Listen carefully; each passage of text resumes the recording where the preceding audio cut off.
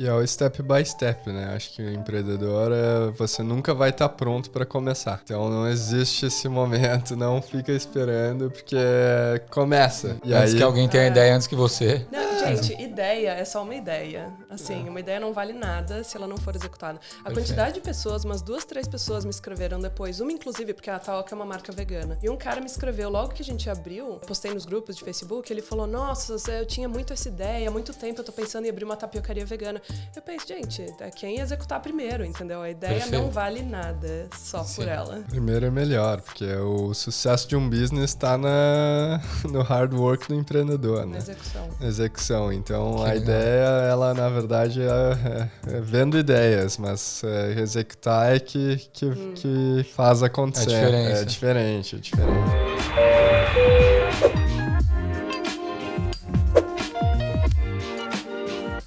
Salve, galera, sejam bem-vindos a mais um Equalizando, o podcast oficial do Grupo Brasileiros em Decidindo 2022. Eu me chamo Daniel Ferreira Barbosa e hoje estamos com 2 empreendedores aqui, um casal de empreendedores que eles criaram a Taoca, que é uma farinha para tapioca, que então trouxeram um pouco da cultura brasileira aqui para a Austrália.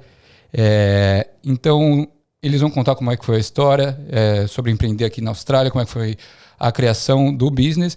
Se é um assunto que interessa a vocês, eu já peço que se inscrevam no canal, deixem um like e compartilhem com os amigos.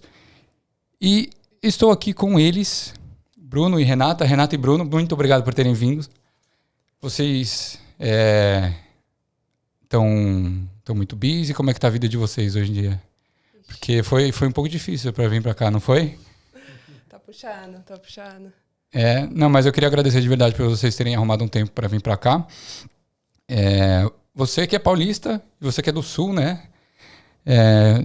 Se apresenta um pouco para a galera, como é que você... Por que vocês vieram para a Austrália, né? Você é arquiteto, você é engenheiro, como é que vocês se conheceram e como acabaram se juntando enfim, depois a gente vai falar um pouco mais do business. Combinado. Bom, primeiramente, obrigada pela oportunidade, é bem legal poder estar aqui, compartilhar um pouco da nossa história e como a Taoca apareceu para ir nas nossas vidas.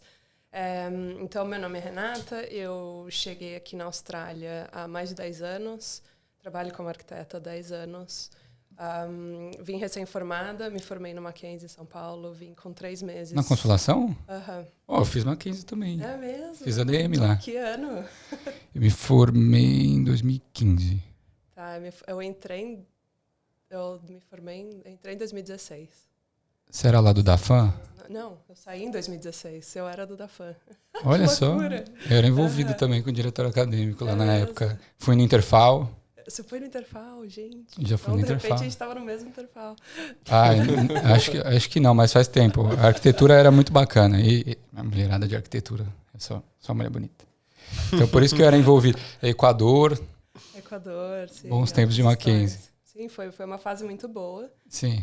Mas desde que eu me formei, eu já tinha vontade... Desde antes de me formar, eu tinha vontade de sair. Meus pais me convenceram a sair depois de formada. Porque se eu sair quisesse, do Brasil? sair do Brasil.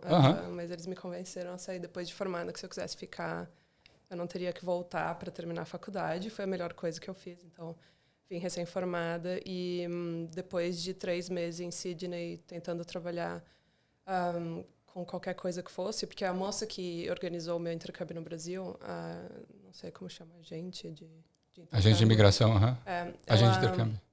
Ela foi bem clara e falou, olha, nem tenta trabalhar com nada que tenha qualquer relação com a arquitetura, que você não vai conseguir, aquele banho de água fria, assim. Aquele banho, e eu tomei aquilo como verdade. Cheguei aqui, tentei trabalhar como garçonete, como cleaner, tentei de tudo, só não tentei nanny, porque eu não tinha experiência nenhuma com criança, nem da família, em nada. E não consegui nenhum emprego.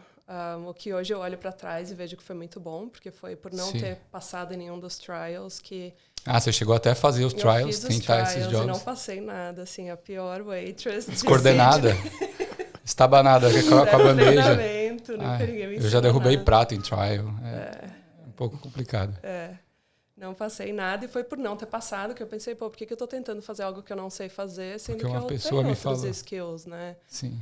Então, coloquei o meu... Nunca também não conhecia ninguém que trabalhava na área, não sabia de grupo de Facebook, de brasileiros. Chegou aqui sem conhecer ninguém. Não conhecia ninguém, falava um inglês bem mais ou menos, bem aquele cultura inglesa, sabe, assim, tipo, não é o suficiente para se virar aqui.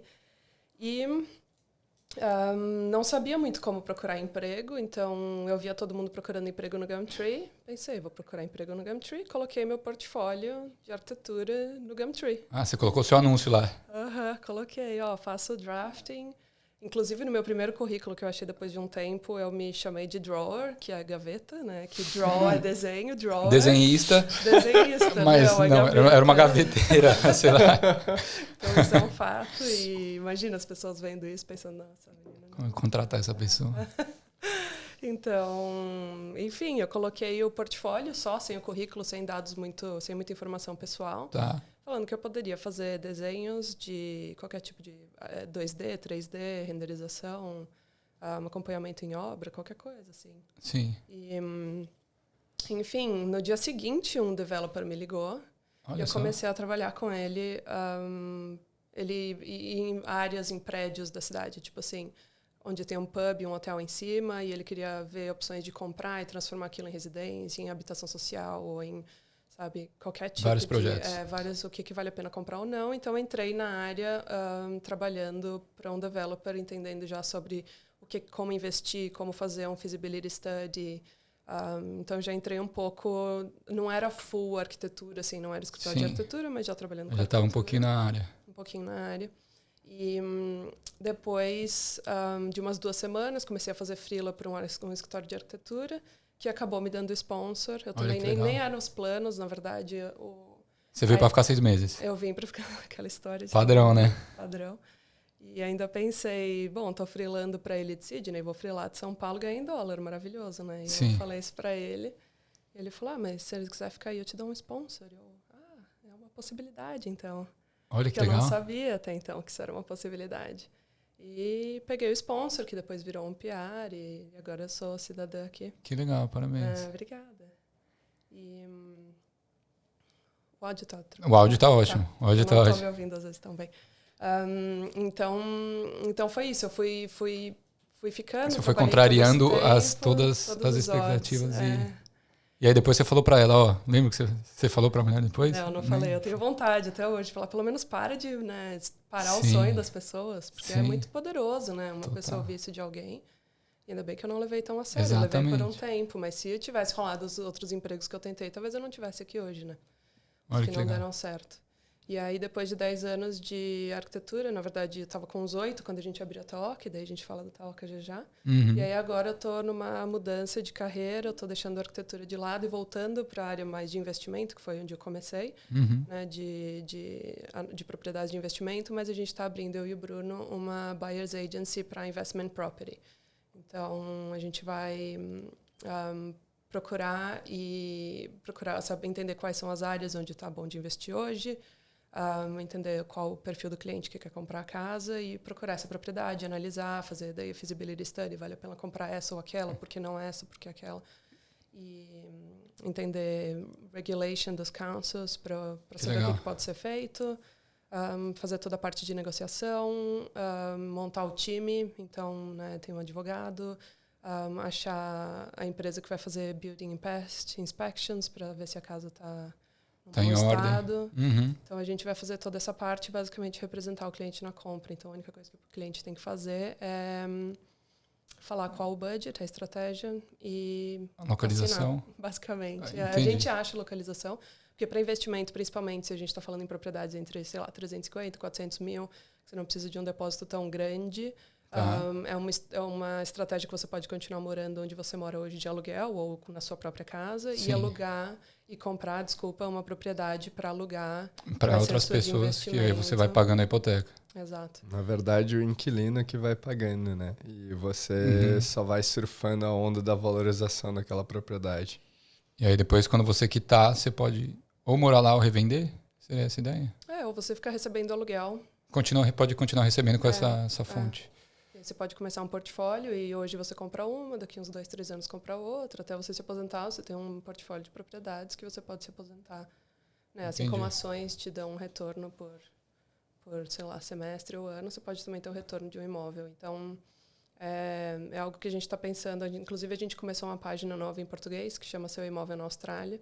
Que legal. Para começar a falar sobre isso para os brasileiros, enquanto a gente ainda não está trabalhando oficialmente como buyer's agents, a gente está focando um pouco mais. Mas já criaram o Instagram para começar aquelas informações. Exato. Fundamental, que legal.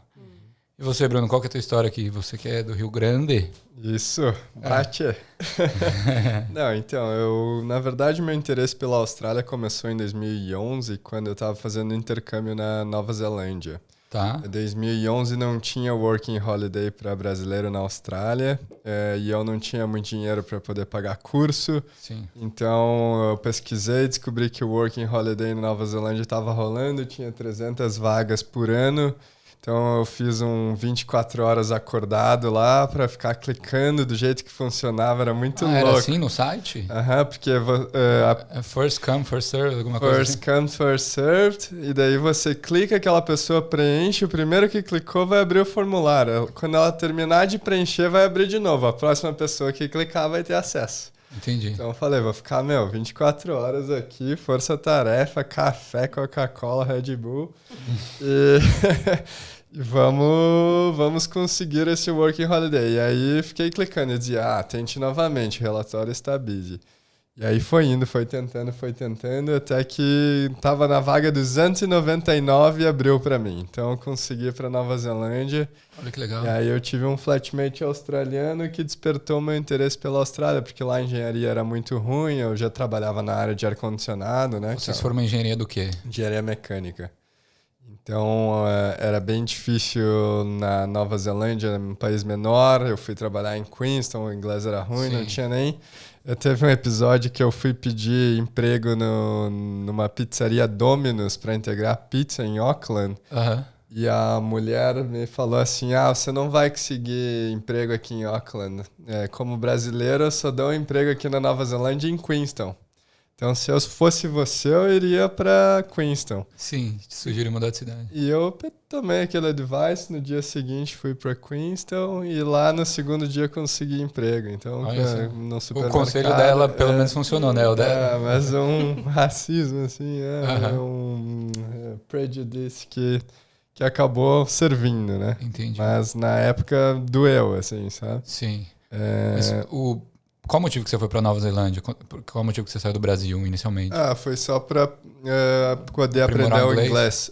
Porque eu tinha o inglês do Brasil, do Yazigi. E aí decidi melhorar um pouquinho e o Working Holiday era a melhor opção. Entendi. Então, feita essa viagem, teve esse Australian flatmate lá e ele me falou, a Austrália é melhor para engenharia. Aí, naquela época, estava começando Ciências Sem Fronteiras. Eu falei, não tenho dinheiro para ir para a Austrália. Aí começou Ciências Sem Fronteiras. Eu falei, eu vou aplicar o Ciências Sem Fronteiras. Eu consegui a bolsa de estudos para vir para cá. Pô, que legal. Em 2013. Então, eu vim em 2013. Aí, no meu segundo dia de Austrália, tinha um amigão meu que conseguiu Ciências Sem Fronteiras também, antes de mim. E foi me buscar no aeroporto e tal, e falou, então amanhã tem uma feijoada lá na casa de uma amigona minha, a Renatinha, vamos lá comer feijoada. Eu, se feijoada, segundo dia de Austrália, eu tô bem, né? Foi em casa. Vamos lá na casa da Renatinha. E aí eu cheguei lá e a Renata abriu a porta pra mim, na casa dela, a gente se conheceu. Ficamos amigos, né? Ele ficou com a minha flatmate nesse dia. Olha, mano. Acontece. Não precisava contar. E aí a gente ficou amigos. Enfim, a Renata também estava saindo com outro carinha. A gente ficou um tempão... porque você também estava com outro cara, né? Exatamente. Eu estava ocupado, busy, né? E aí... a gente ficou amigos por, 5 meses. Depois eu mudei para casa dela como flatmate. E aí a gente começou a ter uma intimidade. Ilusão, só isso, só flatmate. Exatamente. E aí a gente começou mas uma na época relação. vocês já estavam juntos? Não, a gente era amigos. Pô, ficar com flatmate geralmente não dá muito certo, né?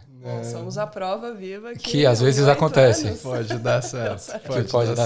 Pode dar certo, exatamente. E, então, passaram-se 8 meses a gente morando junto ali. Eu precisava voltar para o Brasil, né? Acabou a bolsa. Entendi. Aí a gente, vamos fazer uma long distance relationship. Então a gente fez isso. Mesmo? Deu certo? Deu certo. Quase não deu, mas deu. Complicado, né? Difícil demais. Difícil. Aí quando a Renata estava aplicando para a residência dela, ela me ligou e falou, você não gostaria de aplicar comigo? Que eu vou aplicar, se quiser a gente pode, a gente já tinha 1 ano de endereço morando junto, então... Todos os requisitos, né? Todos os requisitos, e aí, cara, meu mundo parou assim, caramba, não sei. E aí demorou 1 mês para eu dizer, a gente não tinha tanta certeza na relação, assim, Sim. Foi meio que uma aposta, vamos aí. Passaram mais tempo longe do que juntos. Basicamente. Mais ou menos, porque a gente se viu cada 4 meses a gente se via mais ou menos. Entendi. A gente deu um jeito. Então foi um momento de decisão. De decisão, assim. Daí a gente falou, bom, vamos tentar, assim. Uma proposta de PR, assim, no colo também, né? Exatamente. 1 mês demorou, na minha opinião. Eu demorei 1 mês para responder. Mas aí eu falei, não, vamos tentar, muito obrigado. Para mim foi ótimo, porque foi super fácil, né? Eu não tive que fazer muito perrengue de visto. A gente formalizou de facto nossa relationship e aplicamos juntos. Que legal. Aí em março de 2016 era quando eu ia voltar para cá, né? Já com a PR. Então a minha PR saiu 3 dias da minha passagem, 3 dias antes da minha passagem. Olha só. Então voltei, validei o meu diploma junto ao Engineers Australia. Nessa época eu já falava inglês melhor, porque eu fiquei estudando 1 ano na Universidade de Sydney, exatamente. Então eu tinha feito o 4º ano de Engenharia Mecânica aqui. Então eu já estava um pouco mais confiante, só que eu não tinha experiência na área, né? Então eu tinha experiência na área no Brasil, com ar-condicionado, mas não aqui, 0. Então comecei a aplicar para empregos já com PR. E, cara, eu não consegui emprego. Às vezes não é tão fácil assim quanto parece, né? O primeiro é o mais difícil. Depois do primeiro, chove, né? O LinkedIn não para. Mas... Sim. Exatamente. Não conseguia emprego de jeito nenhum e aplicava. E eu falava muito com um recruiter. Até que um recruiter, de tanto eu encher o saco dele, ele me falou, olha, Bruno, eu vou te dar uma dica. Uma dica que eu não dou para muitas pessoas. Um recruiter vai ser muito difícil de te contratar sem experiência aqui, porque pro recruiter é um risco muito alto. Sim. Se eu te coloco forward numa position e aí você não tem experiência, você chega lá e você não entrega, o meu nome acaba sendo prejudicado. Sim. Então, normalmente, para recruiter, a gente dá preferência para quem tem 1, 2 anos, 3 anos de experiência na área. Então, perfeito. Se eu fosse você, eu iria para o LinkedIn e tentaria contratar as pessoas diretos, os project managers. Pô, que legal. Exatamente. Foi o negócio que o Bruno fez, que eu estava falando no podcast dele ontem. Bruno Nico, meu amigo. Sim, exatamente. Que da hora. Exatamente. E aí você começou a bombardear a galera. Aí, na verdade, eu... comecei a ser garçom enquanto isso, então fui sendo garçom e fui aplicando e aí não estava dando certo. 3 meses, 4 meses, 5 meses, nada. Entendi. Eu comecei um coaching de carreira com o Luiz, do Enjoy Australia, não sei se existe ainda, eu acho que não existe mais, mas era um entrepreneur brasileiro. Legal. E aí ele me deu todas as dicas e aí na 7ª sessão de coaching eu consegui emprego. Oh, que bacana. Então eu apliquei para 180 vagas. Eu tenho documentado antes de conseguir o primeiro emprego de engenharia. Então foi hard work.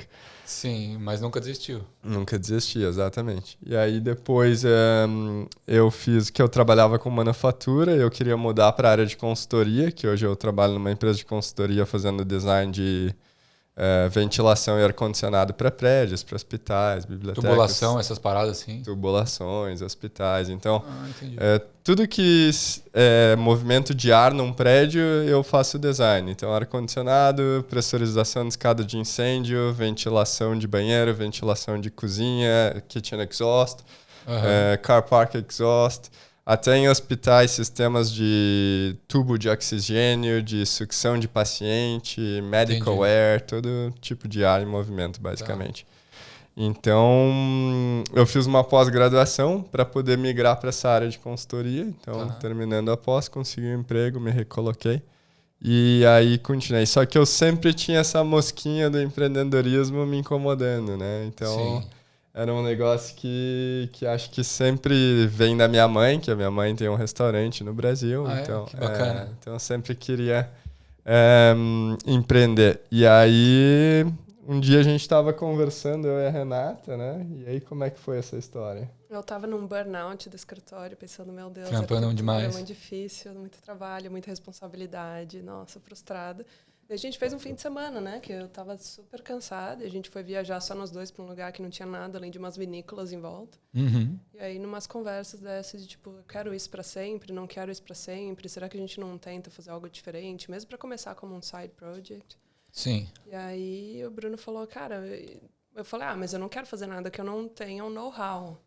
Né? Tipo, tudo que eu sei, arquitetura, design, né? O que eu poderia fazer. Abrir um escritório de arquitetura, então, talvez? Então, nunca tive essa vontade. Nunca tive vontade. Eu até tentei. faço uns freelas. Eu tentei falar, abre um escritório. Eu faço uns freelas, mas eu não quero tocar um escritório, assim. Essa responsa não rola não agora, pelo menos. E daí o Bruno falou, vamos abrir algo de comida. Eu não sei nada de comida, eu não sabia cozinhar, nem até... Mas a feijoada não era você que tinha feito? Gente, que erro. Aliás, foi a primeira feijoada que eu fiz na vida e eu chamei mais de 22 pessoas. Eu nunca mais faço isso, assim. Tava bom, não? Tava bom. Saiu pra janta, era pra ser almoço. Literalmente, virou janta. A gente teve que pedir takeaway de almoço, porque não ia ficar pronta nunca, porque... Coitado, não tinha experiência. Então, assim, claramente não sei nenhuma noção de comida. E...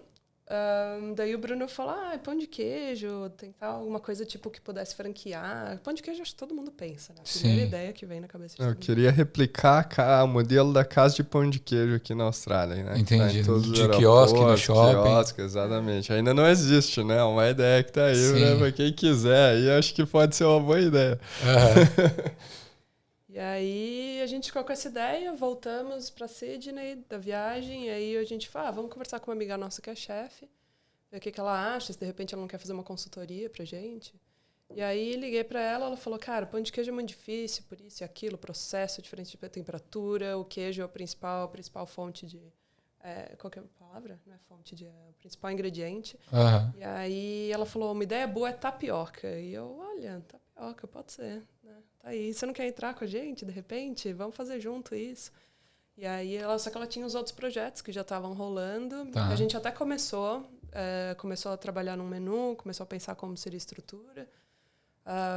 Mas no princípio, vocês queriam vender a tapioca meio que quiosque, assim, e não a farinha? Qual modelo de negócio que vocês estavam pensando? Era a ideia inicial. A ideia inicial, na verdade, era começar com os markets, né, o weekend markets, para testar o produto, ver como que o consumidor australiano ia receber, porque é um produto completamente novo. Claro, tem algumas empresas fazendo, mas aqui e ali, mas nunca foi algo que se firmou no mercado australiano, né? Então a gente falou, vamos testar nos markets. E aí, de repente, se for bem recebido e a gente for crescendo, aí a gente poderia abrir uma loja mais para frente. Perfeito. Né? E aí, bom, começamos a trabalhar nisso e começaram a gente falou, a fazer uns testes. Tem isso que ano que foi? Isso foi 2019. 19. Que, aliás, eu viajei nas minhas datas, né? Eu falei nas minhas datas da faculdade tudo errado. Eu entrei em 2006, saí em 2011 e vim pra cá em 2012. É isso. Tô pensando depois, gente. Então, talvez a gente tenha se cruzado lá. Então, eu entrei em 2010.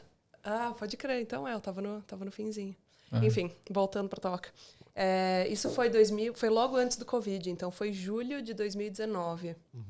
E aí, só que assim, eu tenho bem o perfil de get things done. Eu gosto muito de pegar projeto e fazer, executar e tal. Então, a gente começou com a ideia em junho. Em outubro, a gente já tinha um business pronto. Mas nesse meio tempo, a gente estruturou tudo e fez consultoria com uma business consultant de um programa do governo, que foi bem legal. A Ciane? Não foi com ela. Foi nesse mesmo Realize programa. Business. A Ciane vem aqui amanhã. Olha... Teve até um episódio que daí a gente estava começando e aí essa amiga que era chefe desistiu do projeto. A gente tinha a consultoria no dia seguinte e ela chegou, pessoal, quando a gente foi para fazer a partnership, viu que não ia dar para mim, ia ser muita coisa com os outros projetos. E a gente, caramba, e agora? O que Não a vai gente dar, faz? né? Não vai Porque dar, a amiga é porque chefe. ela que era a chefe. Ela que tem o know-how. Ela né? que tinha receita, tudo. Nem a receita em si, assim, mas o know-how de um business de comida, né? Sim. Gente... Ela quer fazer as receitas dos recheios. Sim, tudo. Exatamente. Então a gente, O fundamental. e a gente agora, o que a gente faz? A gente foi na consultoria, a gente pensou em desistir. No dia seguinte da notícia, a consultoria, a gente, vamos, não vamos, desiste do business ou não? Vamos pra ver o que ela vai dizer. Perfeito. E aí a consultora falou, não, gente, vocês contratam um chefe, que é isso, vocês não, Sim. essa ideia é ótima, é super franqueável, a gente mostrou os números, mostrou a proposta. Já feito uma pesquisa de mercado grande. Já tinha se preparado. Tipo, separado o vídeo para explicar o que é, como faz, toda a história do produto, por quanto daria para vender, custo. A gente já tinha meio que assim, sabe? Já tinha um nome e tudo já? Não tinha nome. Tá. Tinha o logo, né? Não tinha o nome. Não tinha um logo já? Eu acho que tinha o logo. Não lembrava. E ela olhou tudo e falou, mas gente, aí que começa o primeiro mito que eu quebrei de tocar um business, que você não tem que ter necessariamente o know-how daquilo que você vai vender ou trabalhar com. Você não precisa necessariamente já saber tudo aquilo antes, porque tocar um business é tocar um business, o de tapioca, o de óculos escuros. Sim. Sabe? É um business, você tem que saber run o business, e daí você aprende sobre, por exemplo, tapioca. A gente hoje sabe absolutamente tudo que você quiser saber. A gente aprendeu, mas não precisava necessariamente ser chefe para começar com esse conhecimento. E aí a gente depois acabou contratando uma chefe que nos ajudou pra caramba. Ok. E é o step by step, né? Acho que o empreendedor, você nunca vai estar pronto para começar. Então não existe esse momento, não fica esperando, porque começa. Sim. E antes aí, que alguém tenha ideia antes que você. Não, gente, ideia é só uma ideia. Assim, uma ideia não vale nada se ela não for executada. A quantidade de pessoas, umas 2, 3 pessoas me escreveram depois. Uma, inclusive, porque a Taoca é uma marca vegana. E um cara me escreveu, logo que a gente abriu, eu postei nos grupos de Facebook, ele falou, nossa, eu tinha muito essa ideia, há muito tempo eu tô pensando em abrir uma tapiocaria vegana. Eu penso, gente, é quem executar primeiro, entendeu? A ideia não vale nada só por ela. Primeiro é melhor, porque o sucesso de um business está no hard work do empreendedor, né? Na execução. Então, a ideia, ela, na verdade, é vendo ideias, mas executar é que faz acontecer. É diferente. Como é que vocês validaram o business? Vocês começaram a vender nos markets antes de realmente abrir, começar a produzir a farinha? Assim, a gente começou antes do Covid, então a gente não tinha ideia, óbvio, do que vinha pela frente. A gente começou nos markets. Quando a gente Vegan Markets é o lugar ideal para vocês, né? Foi onde a gente começou mesmo forte. A gente foi conversar com pessoas que tinham barraquinhos nos markets. Tipo, muito legal, né? Para esse networking, assim. Super fácil. A galera super afim de ajudar. E conversei com donos de cafés veganos. Até então, a gente não sabia que ia ser vegano, mas eu sou vegano, o Bruno é vegetariano. A gente não sabia qual ia ser a da marca, até porque a chefe que a gente ia fazer parceria comia carne. Então, o menu que a gente montou tinha carne seca, tinha ovo, tinha, sabe? Tudo que tem numa tapioca. E aí, a gente... Quando se viu sem ela, eu pensei, nem tinha questionado se ia ser uma marca vegana ou não, mas a gente parou e pensou, mas espera, se a gente fizer um negócio com carne, um recheio com carne, quem vai provar? Eu não vou provar. E a gente não queria lidar com carne também. Não queria lidar e vai contra os nossos valores também, né? Fazer dinheiro em cima de algo que a gente não acredita. Perfeito. E a gente, vamos fazer vegano. Vegetariano. Não, a gente é vegetariano. E daí eu conversei com o Cláudio, que é um amigo nosso que tem uma marca de cookies veganos. E ele antes tinha uma barraquinha em Bondi ali perto de casa, e no Vegan Market ele falou, não, se vocês vão vegetariano, vocês têm que ir vegano logo. Porque se vocês 2 pés no peito já. Um que a gente descobriu depois que a comunidade é incrível, assim, nossa, super suporte da comunidade vegana, um negócio impressionante. E outra que se a gente tivesse uma marca que tem qualquer relação com produtos animais, mesmo que sejam vegetarianos, tipo leite ou ovo, a gente não poderia fazer parte do Vegan Market, que é onde a gente realmente estourou, assim, que vendeu super, que a gente vendia muito bem. Então, ele falou, não, vocês vão ser veganos, e aí você já te coloca em contato com a dona do Vegan Market, a organizadora, não sei o quê. Já fez a ponte. Já fez a ponte. Então, assim, de junho, quando a gente fez a viagem, ou julho, não lembro agora, até outubro, a gente montou o business, estava pronto, e aí a gente fez um pop-up em casa, né? Que é contado porque a gente não sabia como fazer um marketing, né? Então... Essa chefe que estava nos dando consultoria falou, gente, o melhor jeito é a gente fazer um pop-up em casa. A gente pegou... Brasileira ela? Ela não australiana. é brasileira. A gente pegou uma australiana já para tentar puxar, porque é um produto, né, que quando é um produto novo, ele pra pode ser introduzir qualquer na cultura australiana. E a gente queria introduzir da maneira que os australianos entendessem o que é. Então, às vezes, tem coisas que não faria sentido aqui. Do jeito que a gente come lá. Ainda mais para veganizar o menu inteiro também, né? Então... E aí vocês fizeram pop-up em casa? Tem um balcone lá, botou o gazebo 3x3 no balcone, convidou a galera, todos os amigos, e dele tapioca. Vamos lá, faz os pedidos aí, vamos fazer. Demorou, assim, tinha umas 20 pessoas e a gente demorou, sei lá, 1h30 para fazer tapioca para todo mundo. Foi um negócio de louco, assim. Mas vocês realmente estavam botando a mão na massa, não era a chefe que foi? Não, mas mesmo todos os markets a gente fazia todos, até antes do Covid. Tava eu então vocês tiveram que aprender a cozinhar também. Sim, hoje eu sei cozinhar bem, assim. Hoje eu cozinho, depois do histórico da feijoada, hoje eu cozinho bem. Mas a grande sacada daquele pop-up é que a gente tinha que quebrar a cabeça para entender como não errar no dia. Perfeito. Porque você tá no dia e faltou uma colher, faltou um ingrediente, alguma coisa. Tipo assim, você não tem como ir pegar. Então a gente tinha uma lista de tudo que a gente colocou para fora, literalmente. Então, quantas mesas, cooktop, quantas colheres, quanto tudo, assim, absolutamente tudo. E aí, mais as coisas obrigatórias que, por questão de saúde, tem que ter. Então, as coisas de limpeza, um hot water unit para lavar a mão, sabonete. Então, assim, tudo. Porque você pode ser inspecionado. E a gente foi inspecionado no primeiro dia de marketing, o que é super improvável. E aí, tudo que faltava no dia, a gente anotava na lista. Então, tipo assim, colher, é o exemplo mais básico. Faltou, sei lá, peneira, colher. Vai lá, pega na cozinha, anota, entendeu? Então, absolutamente tudo que a gente usou no dia, a gente catalogou e aí então depois vocês se prepararam bem. Porque a gente ficou com muito medo de errar, né? Sim. Porque daí ele tava com a casa do lado, né? Qualquer coisa que faltar, entra na lista, era mais fácil pega também, e depois no dia a lista tá pronta, não vai faltar nada. Então deu certo. Foi ótimo que a gente fez isso, porque... Chegou no dia, a gente foi completamente hammered. Nossa. A gente vendeu, acho que... Deu sold out? Deu sold out com 3 horas de market faltando para acabar o market ainda. Então vocês falaram assim, a gente podia ter trazido mais farinha, mas... Dava para ter levado o dobro. A gente fez 400 tapiocas nesse dia. Não, nesse dia a gente fez 250, foi o primeiro dia, 400. Isso foi no outro, não foi no Mas só estavam vocês dois? No primeiro, não, a gente mais 2 pessoas com a gente. Caramba. 2 estações de preparo dentro do escola, uma barraca de 3x3, mais 5 mesas, então sobra um espacinho assim, você fica íntimo de qualquer pessoa, todo mundo que já trabalha com a gente na Taoca vira nosso melhor amigo, porque você fica ali assim, tipo... Que legal. É tão corrido. Se vocês estiverem ouvindo isso, vocês sabem. Vai entender do que a gente tá falando. É tão corrido os dias de marketing que eu não bebo água, é super não saudável, eu falei isso, mas eu não bebo água porque não dá tempo de parar pra fazer xixi. Então assim, tipo, não dá tempo pra parar pra nada. Então a gente... Começa o marketing às 9 da manhã, ele abre, vai até umas 5. A gente chega às 6 da manhã lá. Total, né? Pra montar o setup de tudo, né? Passa o dia inteiro, fica até às 4 da tarde o marketing, depois até às 9, limpando, lavando, vai pra cozinha, aquelas máquinas industriais de lavar louça, que a gente leva caixas de comida, né? Os containers enormes de recheio. Tem que fazer o prep das coisas. A semana de marketing, ela começa na quarta, né? Na terça, na verdade. Na terça à noite você tem que fazer o pedido das compras no supermercado. Fechar a lista, planejamento. Então tem que ter esse planejamento. Exatamente. Trabalhando full time, nós dois, né? Detalhe. Exato. E aí na quarta... prepara, fecha a lista, faz as compras no mercado. Aí na quinta, na sexta, chega na cozinha, hidrata a tapioca, sexta-feira.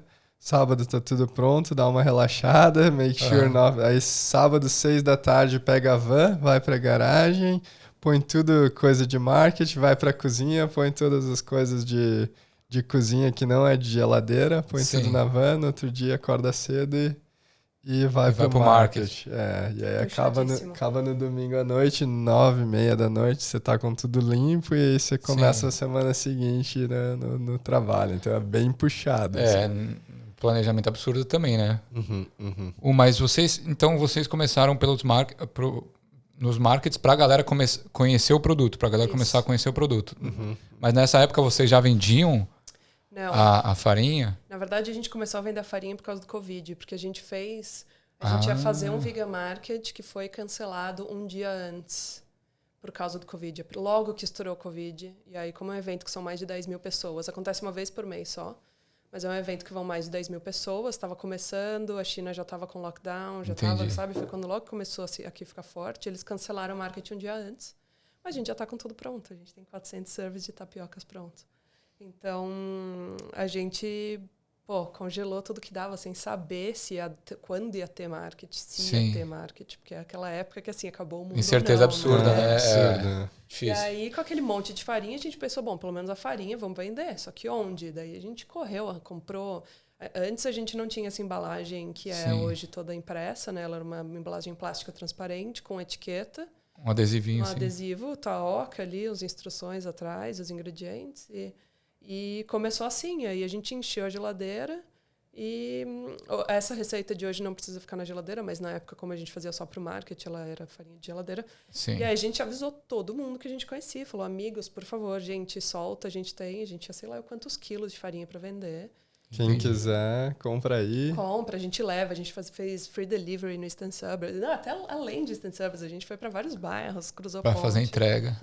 Para não sair no preju. Não, preju a gente saiu. Putz, você saiu no preju. Só a gente fez 3 markets, quer dizer, deixou de fazer 3 markets que foram cancelados 1 ou 2 dias antes. Puta merda. Por isso que agora a gente não tá mais fazendo, porque enquanto não tiver tudo totalmente assim certo, perfeito, que a gente não vai ter senão risco. É muito risco para vocês. Muito risco. Fora o trampo, né? Fora o trampo. O trampo é dinheiro, assim, nossa. Mas aí foi bom porque nasceu.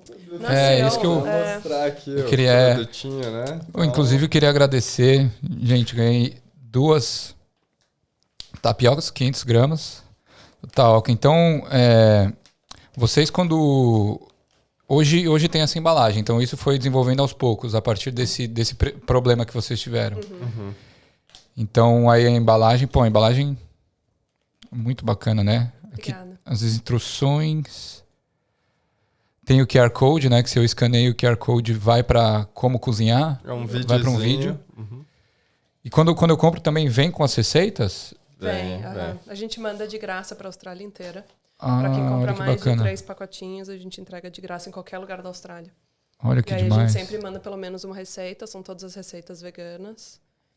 Que bacana. Para dar mais ideias, porque todo brasileiro sabe rechear tapioca, né? Mas com umas ideias mais diferentes, mais criativas. Umas sugestões aqui da fazer doce também.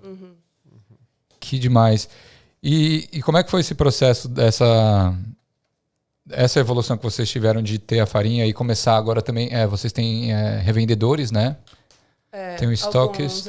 A gente não tem muitos, porque a gente ainda não teve muito tempo para focar nisso. Tá. Mas está nos planos de tentar puxar um pouco mais as vendas. Mas a gente, quando viu que era um business incerto, né? Sim. Continuar com o marketing, eu pensei, bom, desenhar uma embalagem então melhor. Daí foi eu que desenhei, eu fiz o projeto da embalagem. Quem conhece o paisagista Burle Marx talvez veja umas identidades aí, alguma relação. Então tem um pouco de arquitetura aqui? Um pouco.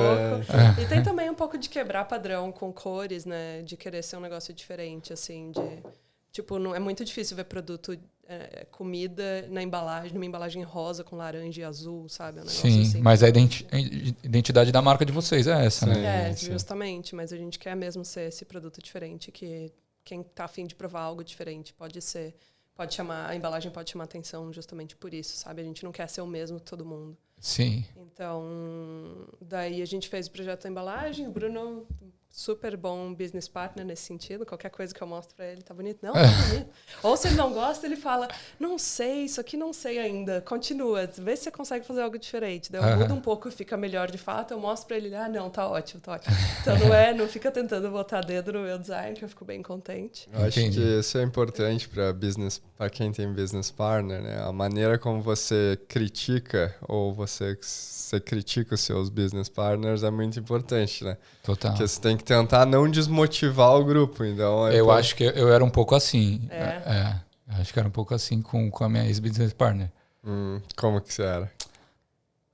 Cara, eu reclamava de uma forma não sutil. Entendeu? Então eu não era...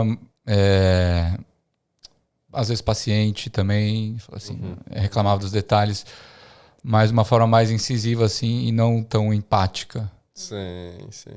Então, é super importante, né? Super importante. Então a gente passou por esse ajuste também. A gente que legal. Nossa, muitos ajustes. Algumas brigas.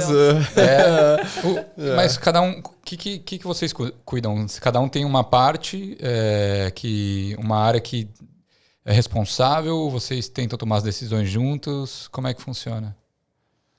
A gente toma, acho que, as decisões juntos, mas o Bruno fica mais com a parte dos números, como vocês viram, a parte das minhas datas, por exemplo, eu não fui tão bem. Ele fica mais com toda a parte de bookkeeping e a parte dos números de tax da Taoca. Tá. Eu fico mais com social media, que tá difícil achar tempo agora, mas eu pretendo focar nisso no segundo semestre.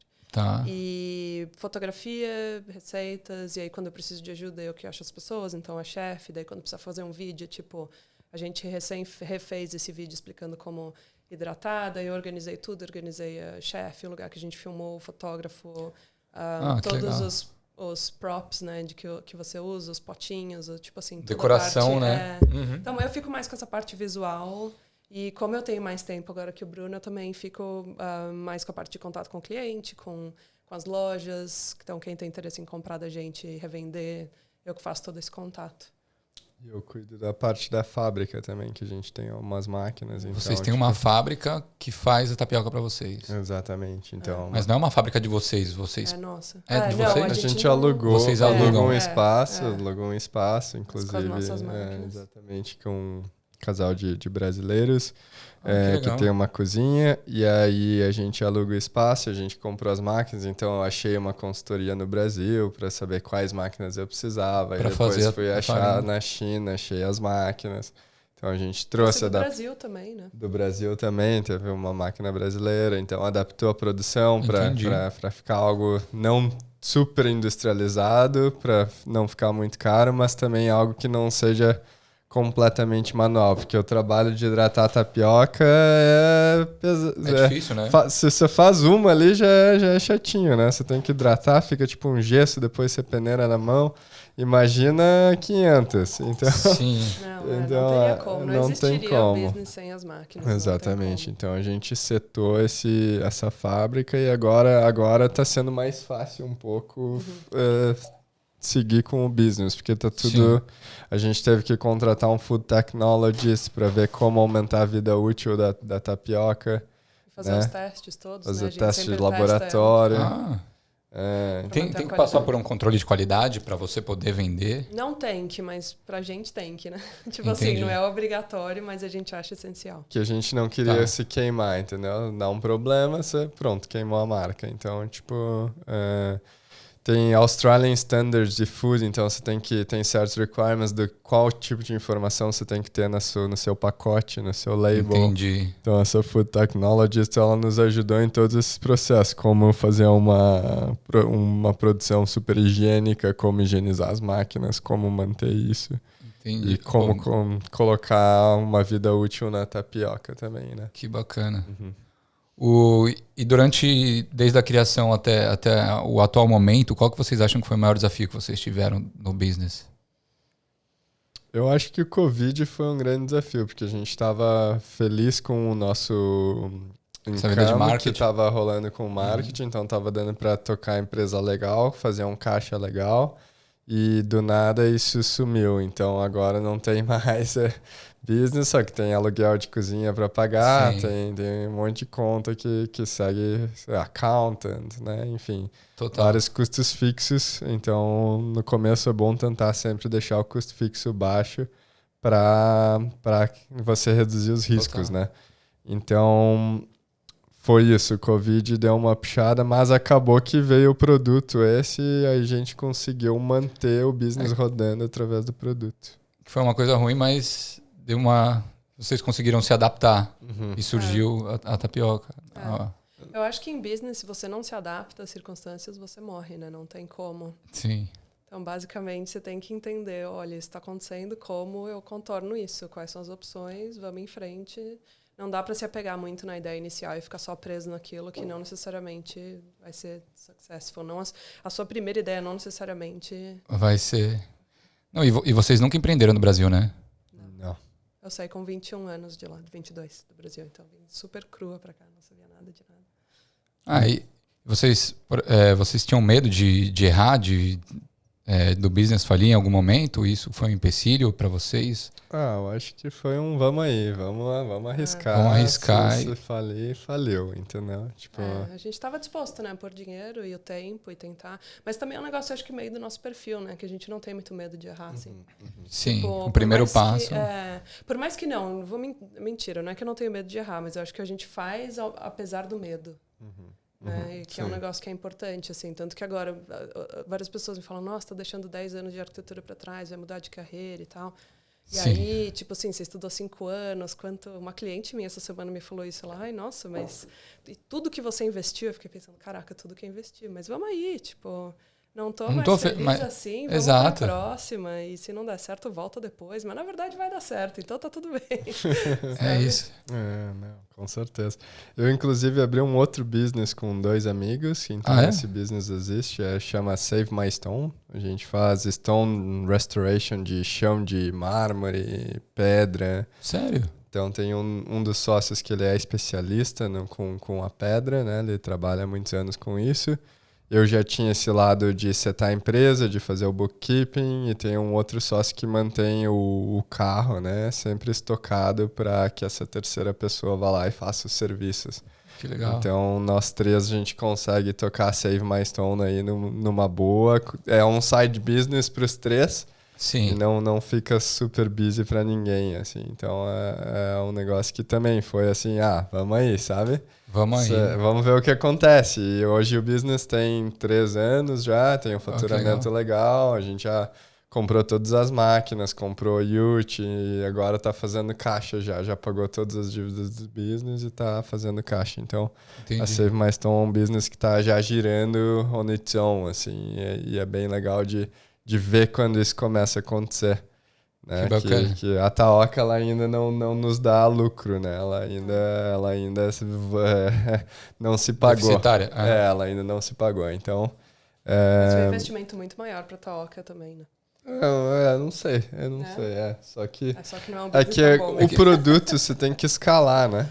Você Sim. tem que vender muito, porque o nosso lucro é pequeno, cada produto. Então, o pessoal compra uma tapioca aí, por favor. Isso ajuda a pagar o business porque você tem que vender muita quantidade. Entendi. E o lucro é pequeno. Enquanto que o Stone Restoration, você faz um job, já dá um levante. A margem é bem maior, né? Exatamente. Então, tem esse outro modelo para se estudar. Quanto é o valor que você ganha com cada venda? Porque o esforço para conseguir uma venda ele é parecido, né? Entendi. Entendeu? Entendi. Eu tenho uma dúvida. Aliás, duas. Vocês querem mais cerveja? Eu aceito uma cervejinha, por favor. Acho que eu tomo mais uma também. Por favor. Minha mãe vai ficar orgulhosa porque geralmente eu bebo com os convidados, mas... Hoje, não. Você tá Obrigado. muito certo. Tô focado na dieta. Uma dúvida que eu tenho é, vocês tratam a Taoca e esse outro projeto também que você comentou como side business, porque vocês têm... Você saiu do seu trabalho recentemente? Eu pedi demissão em outubro, mas estou trabalhando casual só até terminar os projetos que eu já estava envolvida. 2 vezes por semana agora? Estou trabalhando, mas estou freelando. Deu uma diminuição.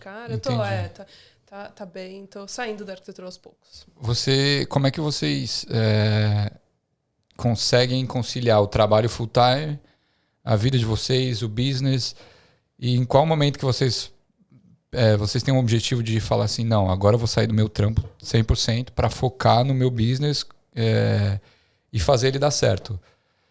É um step muito grande ou vocês vão só dar esse step quando vocês tiverem a certeza que a Taoca ou talvez outro business seu, né, de vocês, que vocês têm outros empreendimentos, estiver realmente dando esse lucro e cobrindo o que vocês recebem no atual emprego de vocês? Eu acho que depende. A resposta é depende de qual business que a gente está falando. Tá, vou focar no Taoca, então. Então, na Taoca, por enquanto, e pelo menos no futuro próximo, vai continuar sendo o side business. Entendi. Se vier uma proposta boa de talvez abrir uma loja, de tentar algo diferente do que só ter o produto, ou de conseguir uma oportunidade para escalar muito mais e entrar... Porque daí, por exemplo, se falar em entrar numa loja, tipo, numa rede tipo Woolies ou Kohl's, tem que ter uma estrutura infinitamente maior do que a gente tem hoje, então precisaria de investimento muito maior. Então, acho que assim, se vier alguém disposto a investir, a ser business partner, ou com uma ideia, ou com uma oportunidade, a gente estaria disposto a entrar com uma parceria. Por enquanto, eu não tenho nos planos de tocar a Toca full-time, mas justamente porque eu já estou saindo de um emprego full-time para outro, para tocar a empresa nova full-time. Entendi. E continuar com a Toca como side business, que é algo que, por enquanto, já se provou que dá para manage. Né? Eu acho que, assim, você falou da vida pessoal... Com certeza, inclusive nossa vida como casal e com os meus amigos, com certeza foi para um plano mais baixo de prioridade. Assim, a gente com certeza focou muito mais na carreira e nos business nos últimos 2 anos. Entendi. Você concorda? A gente sentiu um pouco o peso dos business, né? Porque você tem que dedicar tempo. Sim. Então, claro que a gente hoje consegue manejar numa boa, mas no começo foi muito difícil. E agora com esse novo business que é a Buyer's Agency e o Instagram é Seu Imóvel na Austrália, que a gente já começou a soltar para fazer um warming up, já começar a criar conteúdo, exatamente. Aí a gente decidiu, não tem como fazer mais um projeto com nós trabalhando full time. Então a gente conversou entre a gente decidiu que pelo menos a Renata, nesse primeiro momento, ia sair da arquitetura full time para focar nesse projeto novo full time ou 4 dias por semana, 3. Sim. E na Taoca continuar como um side business, como já era load anterior. Então a gente fez um replacement da renda dela original como arquiteta. E a gente falou, a gente se divide, a gente dá jeito com o salário dos freelas e também da engenharia. E a gente vive assim enquanto você constrói esse business novo, né? Tá mais focada, né? Tá. Exatamente. A gente teve que conseguir licença de real estate agent, então a gente fez os cursos. Tem que fazer curso e tudo. Fez um certificate for, então desde outubro, full time. Eu fiz a licença também, então eu tive que estudar fora do... Claro que qualquer dúvida, a Renata descobria as perrengues. Mas a gente fez e... Aí, de repente, se um dia esse business for um income que for super bom, com mais flexibilidade, porque no momento que você é um empreendedor, você tem mais liberdade. Tipo, no meu escritório eu tenho que estar lá todo dia das 9 às 5, né? Sim. Então é uma liberdade que às vezes acaba pesando na rotina, porque você não tem a escolha, né? Tem vezes que você não tá afim e você tem que estar lá. Então... Eu acho que se esse business encorpar, digamos assim, e começar a ter um income legal... Aí, e vai, né? E vai, com certeza vai. Quando? É uma questão de tempo. Mas a ideia é que a Renata esteja busy full time no começo e eu esteja um cliente por vez. Então ela vai poder ter 5 clientes por vez e eu vou poder ter 1 por vez. E aí, a partir se a gente tiver isso e tiver muita gente esperando, aí de repente eu dou o jump também. E aí a gente vai go from there. Entendi. Vocês têm uma equipe na Taoca? Ou são vocês dois? A gente tem uma equipe, chamamos de sazonal, posso falar isso? Sazonal, não sei se faz sentido. Mas depende do que, por exemplo. Quando a gente fazia marketing, a gente tinha uma equipe meio que central, vocês, e aí vinha, né, dependendo do dia, da disponibilidade das pessoas. Agora que a gente está só com a fábrica, que a gente recém mudou de fábrica também, né? Na fábrica anterior tinha uma equipe, e agora como mudou a fábrica, a gente com o tempo parado a produção. E agora voltou, a gente está com outras 2 pessoas ajudando. Então, não é ninguém fixo, assim. Essa é uma das dificuldades, inclusive, porque a gente adoraria poder se comprometer a pegar um staff fixo, né? Ia ser muito mais fácil para todo mundo. Mas, como óbvio, a gente não pode esperar que as pessoas priorizem o nosso business e a gente não tem como manter todo mundo busy a semana inteira. Sim. A gente fica nessa de, tipo assim, a gente tem alguém hoje, eu não sei se daqui 2 semanas essa pessoa não vai estar trabalhando para outra pessoa nesse horário, entendeu? É um casual. Que é o casual, exato. E que a gente não pode ter muita expectativa, assim, mas... Então, essa é uma dificuldade, que às vezes tipo, a gente nunca tem a prioridade. Então, a gente entende isso. A gente tenta trabalhar com a pessoa também para achar o dia off da pessoa. Ou, tipo, sim. Né? Então, a gente vai se adaptando. Entendi. Você estava falando de investimento, caso vocês entrem num Woolies, numa rede grande de supermercado. Vocês já pensaram em ter investidores, em ir atrás disso? Sim, a gente pensou. Porque inicialmente o investimento foi todo de vocês. Tá. Todo nosso, mas mesmo para conseguir investimento precisa de muito tempo. né, colocado assim, para você fazer um round de investimento, é um preparo absurdo, né? A não ser que você tenha uma família com muito dinheiro, amigos com muito dinheiro, sei lá. Tem um alguém, suporte, né? Que não é o nosso caso. Então, a gente teria que, do zero, convencer pessoas por que eles têm que investir na gente e não em outro business que poderia também ser profitable. Então, a gente hoje decidiu que não ia focar justamente todo o nosso tempo. Seria um trampo full-time arranjar investidor. Até porque, se você falar para alguém, olha, sei lá, coloca X, 200, 300 mil no meu business aqui para conseguir dar um próximo step. Eu acho que o investidor esperaria que a gente estivesse focando o nosso tempo full-time. 100%, nisso, né? Porque, faz sentido. Né? Vou colocar meu dinheiro aqui. Exatamente. E quem vai tocar esse negócio todo, entendeu? Sim. Então, por enquanto, a não ser que seja num esquema de parceria que a pessoa entrasse como sócia, no sentido de querer também tocar e botar a mão na massa, ou mais de uma pessoa, né? Não precisaria ser uma pessoa. Então, a gente está meio que trabalhando na marca, criando a marca, vendo onde isso pode levar e com a expectativa de que pode crescer, assim, né? A gente acha bem que tem potencial. É bom que é um negócio que a gente não se coloca muita pressão, assim. Acho que a gente... Existe valor na marca e a gente segue alimentando ela, mas não é aquele estresse de um business full-time, assim, que a gente tem que fazer crescer. Então, a gente continua seguindo. Daqui a pouco pode aparecer alguém que está querendo colocar uma tapiocaria em Sydney. A gente pode fornecer a farinha, fazer uma parceria, entendeu? Legal. Então, alguém que viesse para somar e dar corpo e preencher essas horas que a gente não tem, entendeu? Então, perfeito. Quem sabe isso possa aparecer no futuro. A gente não sabe, mas acho que pode acontecer. A possibilidade. Hoje vocês vendem online e através dos revendedores, certo? A gente tem 3 lojas que vendem a gente, que nos próximos 6 meses eu quero aumentar esse número. E como é que funciona essa parceria com os revendas? Vocês oferecem um produto para eles e eles ficam com a porcentagem da venda? A gente vende para eles por um preço e eles colocam a margem deles em cima. Então, entendi. O preço que a gente vende para eles, a gente tem uma margem muito menor, mas como aumenta a quantidade da venda, vale a pena para a gente. Entendi. E hoje, se eu comprar online, vocês que enviam? A gente envia. Vocês têm um estoque na casa de vocês? A gente tem, que legal. A gente tem todo o estoque. E aí, toda vez que tem uma produção, a gente manda já para quem já revende pra gente. E aí a gente fica com o estoque nosso. Então, aí se eles precisam de mais, a gente só reestoca eles. E a gente manda pra Austrália inteira, manda pelo Sandal. Isso, eu uso o Sandal também. Vai super bem, é bem rápido, tranquilo, barato pra mandar. E aí a cozinha que vocês têm é mais esporádica, assim, quando vocês precisam de mais estoque, vocês falam assim, ó... A gente só vai lá e faz mais. A gente paga... vocês mesmo que fazem? A gente mesmo que faz. Eu faço. A gente paga uma fee fixa para eles, de storage, e daí quando tem produção a gente paga uma fee por hora de produção. Entendi. Então, às vezes, algumas vezes eles fizeram sem a gente, não nessa cozinha de hoje, mas na anterior. Sim. Mas das últimas vezes eu tenho ido. O Bruno foi umas vezes também na cozinha anterior. Na nova ainda não, né? Ainda não fui na nova, ainda não. Vocês deram um upgrade, alguma coisa assim? Não, a gente só teve que sair da outra porque eles cresceram e precisavam do espaço e a gente achou essa nova agora. Entendi. E vocês têm objetivos a longo prazo para a empresa?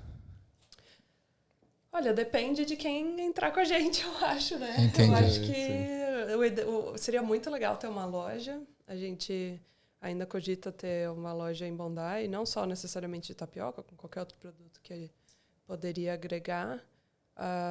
Mas, claro, tendo a marca como principal drive da loja. E acho que tá nos mercados, começar com IGA, Harris Farm também. Imagina. Porque, aí ia ser legal, hein? Exatamente. O IGA tem lá a seção de comida brasileira, então de repente a gente já entrou agora com a Brazilian Style, a gente ainda não tá no catálogo deles, mas os fornecedores já podem, os mercados já podem comprar, que a Taoca tá no site deles, então... Que legal. E a gente vai tentar falar com eles direto também e tentar abrir mercados aí para colocar a Taoca nas prateleiras, começar a expandir, e conforme o público for aceitando e aumentando a produção, porque isso que dá economia, né? De produção. Quanto maior a produção, menor o custo, então... Sim. Hoje, qual que é o público de vocês? Vocês estavam vendendo em markets. Como é que era a resposta dos gringos? Eles gostavam, até porque eu tenho a impressão que o australiano ele é mais healthy, né?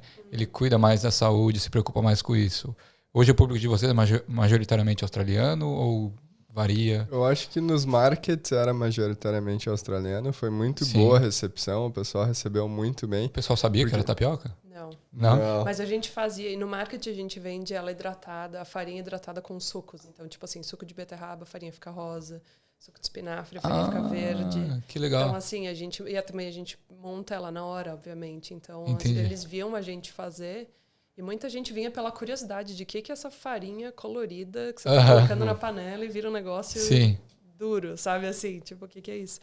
E também tem, eu acho que lance que o Vegan Market, como é um público majoritariamente vegano, nem todo mundo que está lá é vegano, mas a maioria das pessoas, ou tem interesse, né, no assunto, são pessoas que estão dispostas a provar coisas diferentes. A gente fez outros markets que não foram tão bons, assim, tipo, muita gente, dependendo do bairro que você vai, se a pessoa se é um bairro mais conservador, não necessariamente as pessoas querem provar. Então, acho que no market, eu diria que, tipo, 98% do público era gringo. Não necessariamente australiano, mas não brasileiro. Entendi.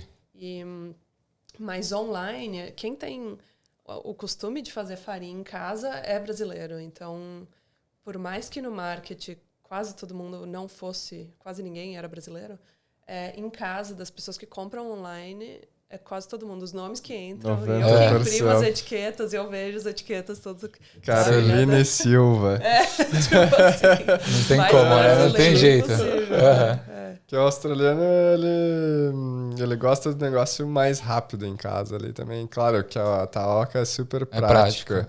Mas você tem que mostrar para eles que é fácil de fazer. Porque tem que eles mudar esse hábito, né? Esse comportamento. Exatamente. Então tem um step aí que é você criar uma cultura que não existe. E é bem difícil fazer talvez isso. é o nosso maior desafio, né? Eu acho. Porque se fosse no Brasil, você fala tapioca, a pessoa nem questiona o que é. Aqui, tapioca é a bolinha do chá, né? Aquela do chá japonês. Sim. Então, é muito difícil, assim, explicar para as pessoas. Tipo, aí você mostra vídeo, a pessoa, mas como que gruda? Não põe nem óleo, nem água, nem ovo. Não, gente, não tem. E uma coisa que foi muito legal é que a partir do tempo foi passando, a galera gringa começou a chamar a tapioca de taoca. É verdade. Eles, I'd like a beetroot taoca. Virou com a Gillette. Exatamente. Aí, ó, referência. Então foi legal ver isso acontecer, assim, foi bem gratificante. Que legal. Hoje a divulgação de vocês é toda orgânica? É, toda orgânica. É muito boca a boca. Tá. Às vezes, agora há uns meses que eu não tô puxando as vendas, porque justamente a gente tava com esse lance de trocar a fábrica, então a gente parou a produção. Sim. Eu tava tipo assim, para de vender, porque senão a gente vai dar sold out, eu não quero, a gente no fim deu sold out e ficou um tempo ainda sem. Então, mas antes, quando a gente tava puxando as vendas, a gente mandava muito para Instagramers, então content creators, né? Tá. De todo tipo, desde gente que fala de moda até pessoas que são gluten free, porque também, né, tapioca é gluten free. Total. Nutricionistas, pessoal de fitness. Então, assim, tem um mercado aí, né? Sim, pô, gringos, legal. Não gringos. Então, tipo, não gringos é ótimo, né? Gringos brasileiros. E aí funciona muito bem. Então a gente manda para eles e aí eles provam, fazem, mostram e falam e tal. E aí a gente vende, assim, dá para ver bem a diferença. Tipo, quando tem alguém falando sobre a gente, as vendas aumentam. É bem bom, assim. Instagram não teria toca se não fosse Instagram, com certeza. E a Taoca, vocês também começaram, como vocês estão começando esse business hoje, criando conteúdo antes de ter o produto em si. Exato. O seu imóvel na Austrália, ele é um Instagram que, na verdade, a gente está querendo criar uma comunidade, porque no Brasil o imóvel de investimento não é um pouco diferente daqui da Austrália. Aqui na Austrália, você fala no churrasco dos australianos, já estão acostumados. Vamos comprar um imóvel de investimento, vamos criar um portfólio. E no Brasil é um pouco diferente, o pessoal compra mais para morar, né? Talvez até tenha, mas assim, não é tanto que nem aqui. Perfeito. Porque aqui, em média, a cada 8 anos as propriedades dobram de valor na Austrália. Então é um crescimento muito bom, né? Você pega um imóvel que tem um valor mais baixo, que o seu inquilino vai pagar o seu empréstimo, E você fica ali esperando o seu imóvel subir de valor, conforme ele sobe, e você está ganhando equity. Depois, ou você vende, Sim. você realiza aquele crescimento, ou você mantém e passa a ter uma renda passiva. Então, acho que a ideia do seu imóvel na Austrália é criar uma comunidade around para começar a mostrar para a comunidade brasileira que imóveis de investimento aqui é um bom negócio. E uma possibilidade, né? Muita gente acha que não é alcançável, assim. Tipo, que você precisa de muito dinheiro e tal. Sim. Mas precisa de um PR. Precisa de PR para o empréstimo. Para conseguir um empréstimo. Mas eu acho muito do que a gente quer focar nessa página é sobre como escolher a propriedade, em vez de, tipo, falar do empréstimo em si, dos números, tanto, assim. Entendi. Porque, assim, a gente entende... A área, por exemplo, que eu entendo é de propriedade, análise de propriedade, e é ficar nesse nicho muito mais. Porque não adianta eu querer ficar falando coisas que o mortgage broker tem muito mais conhecimento. Então, a ideia é a gente ter as parcerias e chamar as pessoas para fazer live, para abranger o maior número de assuntos, mas o que... o Alvi vai vir aqui. A gente está querendo fazer uma live com ele, inclusive, estava falando com ele ontem. E é justamente isso, e muito porque existe... Acho que você tem que pensar assim, isso eu ouvi de uma menina que trabalha comigo, que ela comprou um imóvel de investimento que foi recomendado por uma mulher que ela não sabe o nome da profissão dela. E ela, não, eu comprei porque, né, eu conheci essa mulher que trabalha com investimento, não sei o quê. E ela me mostrou esse prédio que foi recém-construído numa área, e começou a falar. E eu, algumas red flags, assim, nas coisas que ela falou. Mas me conta mais, né? Onde fica? Deixa eu dar uma olhada, o que fui pesquisar a área. E depois eu fui entender que, na verdade, eu perguntei para ela, né? Mas quem que pagou, né? Você pagou ela? De onde veio essa profissional? Tipo assim, se você não está pagando ela está trabalhando de graça? Alguém está pagando ela para te falar que isso é um bom investimento. E daí, depois, descobriu. Própria construtora? Não, o developer. Ela era developer. Não é ela developer, o developer estava pagando ela. Entendi. São comissões altíssimas. Assim, tipo, muito altas mesmo. Tipo, muito, muito altas. E o buyer's agent, ele é completamente independente. Ele é contratado pelo comprador do imóvel, porque o real estate agent, ele tá trabalhando pro vendor, que é o dono da casa. Exatamente. Sim. Então, é o landlord. Ele só quer conseguir o maior dinheiro possível pelaquela casa. Se você vai lá sem muita experiência para tentar negociar com um real estate agent, é muito difícil. Então, por isso que existe o buyer's agent, porque ele vai fazer uma pesquisa de mercado, vai ver quanto que tá vendendo das casas nos arredores, vai ver se aquele real estate agent tá pedindo muito acima do mercado ou não.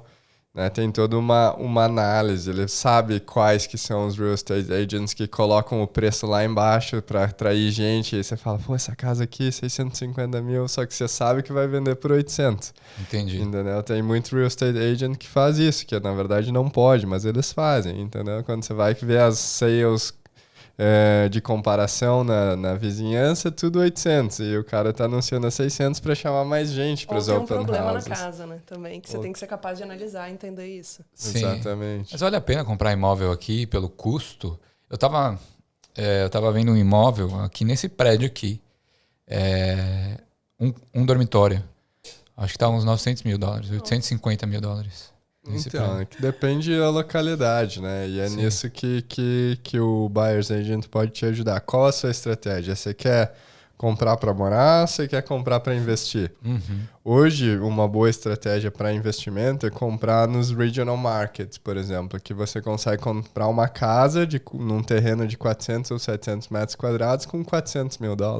Entendi. Então, você dá um depósito de 40 mil, 10%, e você mais todos os FIIs, né? Mais os FIIs, então digamos que digamos que seja 60, 70 mil que você tire do bolso para pagar todas as FIIs, o stamp duty, blá blá blá. E você tem uma propriedade de investimento. Se naquele primeiro ano ela valorizar, sei lá, 8%, que é average, você já tirou quase seu depósito inicial. No segundo ano você tirou quase aquela FII. Enquanto o seu inquilino está pagando o empréstimo. Então, você não está mexendo no seu cash flow, não está mexendo no seu estilo de vida. Entendi. Terceiro ano, você está 40 positivo. Entendeu? E aí você vai. Em 5 anos, você ganhou, de repente, se tudo der certo, se foi feita uma análise legal, se o mercado respondeu da maneira que a análise estava prevendo, você fez em 3 anos 120 mil em equity. Perfeito. E aí você pode usar esses 120 mil para uma próxima propriedade ou você pode vender, né? E aí que entra também a parte de análise de feasibility study. Então, por exemplo, você compra um terreno que você sabe que você pode subdividir ele no futuro, você pode vender, você compra um terreno e vende 2. Entendi. Você faz 2 propriedades de um terreno só. Exato. De um terreno só. Então você pode também, por exemplo, você comprou uma casa de 3 quartos e um banheiro, que tem algumas que são assim, né? E aí você sabe Nossa, que acho horrível. Colocar... 3 quartos, 3 quartos e um banheiro. Nossa. E aí o que acontece? Você sabe que se você colocar, por exemplo, tô chutando uns números, porque lógico que isso depende da área, se a regional muda, se a cidade muda e tal. Perfeito. Mas supondo você coloca 100 mil para fazer uma reforma, dá um tapa ali nela, colocar um quarto e um banheiro a mais. Ou coloca um study, ou você sobe um andar, ou você faz uma reforma na casa, só que você sabe que ela vai valer 200 mil a mais. Entendeu? Então, essa parte de feasibility study, de entender o que você pode fazer com essa propriedade se você comprar ela, não precisa ser feito agora, mas qual o potencial dela. Perfeito. Entendeu? Então, essa parte e é essa parte que entra o meu know-how de já ter trabalhado com propriedade de investimento. Que legal. Justamente fazer essa análise de vale a pena ou não e o que daria para fazer com essa casa. E a questão de fazer isso de equity é uma equity que entra instantâneo, né? Porque você olha uma casa, sei lá, em um lugar que é legal, digamos Toowoomba, tá? Que é uma cidade em Brisbane que estão fazendo um rail link que vai em Queensland, que vai linkar Brisbane a Melbourne pelo country, Sério? pelo countryside. Olha isso. Já tem vários trechos prontos, eles estão linkando todos. Exatamente. E Toowoomba vai ter um major center there. Então, tipo, quando essa rail link chegou em Double, os property prices em Double, deram um up, entendeu? Então, Toowoomba, já a galera já tá vendo que vai ter um up. Quando a gente começou a análise de Toowoomba, já subiu 150 mil em 6 meses, do average price. Entendi. Então, subiu muito já. E a tendência é continuar subindo até que o rail link chegue lá. Enfim, perdi o ponto. Se vale a pena comprar nas áreas regionais. Vale a pena comprar nas áreas regionais. Entendi. E se você fizer essa análise, você pode muito bem... Cara, perdi o ponto total. Eu acho que a gente tá falando mais da localização, né? Então saber escolher a localização é fundamental, porque pra gente que é estudante... não pensa, sei lá, em comprar na regional. Fala assim, não, vou comprar em Bondi. Você vai comprar uma propriedade em Bondi, você vai gastar o quê? 5 milhões? Chutando baixo? Exato. E é um ótimo investimento. Não acho que não, mas quem tem esse dinheiro para investir? Perfeito. Exatamente. Não, eu tava vendo... Eu fui pra Melbourne ver o Grand Prix, né? E a gente tava vendo Netflix. Não, Netflix não. Enfim, aquela Lux Listen. Acho que é no Amazon Prime, alguma coisa assim. Aí tem um episódio que eles vendem aquela casinha lá, aquele apartamentinho de Norte Bondi. Inacreditável. Cara, e é um apartamento de um quarto. Eles chamam 2, né? Eles falam de 2, é um quarto. Real estate faz isso sempre, eu odeio. Enfim, né? Eles mentem nos anúncios. E aí, sei lá, 5 milhões aquela casa, não sei por quanto vendeu, mas uma mulher comprou lá. Eu falei assim, não acredito. Não, olha essa vista, tá, não sei o quê. Então, lembrei. Lembrei o ponto. Aí, ele tava pensando, ele nem ouviu o que eu falei. Não, ouvi. Eu tava ouvindo. Depois você corta, a gente volta pro ponto. Então, você pega uma propriedade em Toowoomba, por exemplo, de 3 quartos, você vê lá, 350 mil, 3 quartos e um banheiro. Certo. Se você colocar um quarto a mais e um banheiro a mais, você vai ver que vai subir a equity já do que vale hoje, 200 mil a mais. E o preço para reforma não vai ser mínimo. O preço para fazer isso vai ser 70 mil. Entendi. Entendeu? Então, isso é uma análise que você pode fazer de quanto eu ganho se eu investir 70 mil, Entendi. Quanto eu vou ganhar no final. Então, essa análise você consegue tirar. Interessante, muito bacana. Gente, eu queria agradecer a presença de vocês, de verdade. Adorei a nossa conversa, aprendi muito aqui. Vocês têm um recado final pra galera? Queriam falar alguma coisa? Sei que a gente vai fazer um sorteio. Opa, o sorteio, é verdade.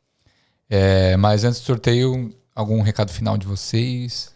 Cara, eu acho que, primeiro, não acreditar muito nas pessoas que estão tentando te falar que você não consegue. Eu acho às vezes não é nem intencional, né? Mas mesmo assim, verdade. Às vezes é na inocência mesmo, mas eu acho que se você quiser, de fato, acreditar naquela ideia e botar o trabalho, colocar tempo e trabalho nisso, Eu acho que, cara, por que não? Acho que não espera começar a estar pronto, que foi o que o Bruno falou. E o que você não sabe, fale com quem saiba. Que foi o que a gente fez todo esse tempo. É fundamental. É isso aí. E, cara, vai lá. Manda mensagem no LinkedIn. Você quer emprego, vai pra cima. Porque arregaça as mangas e vai atrás. Não espera acontecer, né? Não espera acontecer. Exatamente. E acho que a barreira da língua também, né? Que é um lance que no começo... Todo mundo fica, ai, mas eu não tô pronto, meu inglês não tá bom, mas não sei o quê. Nunca nada, sabe assim, não vai ter o momento perfeito. Mas parece que o lance da língua é um negócio que prende muita gente. Eu queria falar que eu dei muita sorte de começar trabalhando freelando, então eu conversava por e-mail. Mas logo depois eu comecei a ir pro escritório e assim, as pessoas sabem que você não é australiano e todo mundo entende que você tá aprendendo a língua. Sim. Então, assim, eu acho que a gente se cobra muito mais do que os outros cobram da gente. Umas barreiras que a gente se impõe e fala Nossa, assim... com certeza. Legal. Gente, eu sempre termino com uma pergunta aqui. Eu vou pedir para vocês assinarem essa bandeira aqui que eu tenho. E coloca a data de hoje, dia 11 de maio. Assina e coloca aqui que a Austrália representa para vocês em uma palavra. Ah, legal. Então... Quem que vai primeiro? Eu vou primeiro. Renata. Pode assinar aqui na mesa, tá? Deixa eu tirar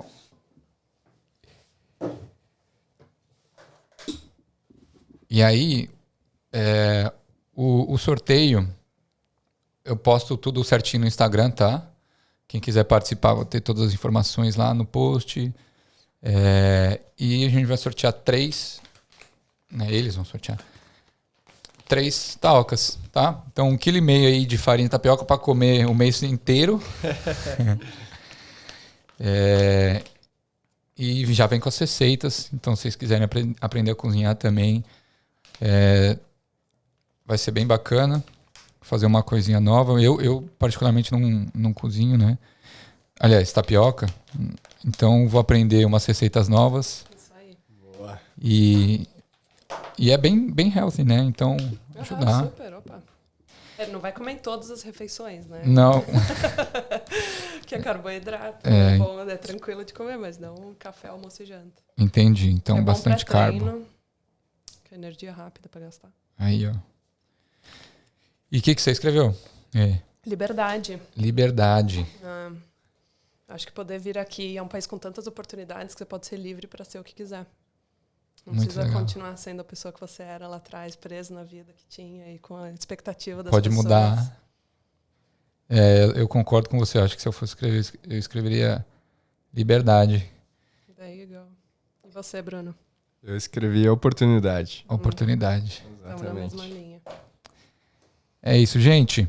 Eu espero que vocês tenham gostado desse episódio. Sigam taoca.tapioca.crepes no Instagram. Também, qual que é o outro business? Seu Imóvel na Austrália. Seu Imóvel na Austrália. E a Save My Stone. Save My Stone, mais algum? Não.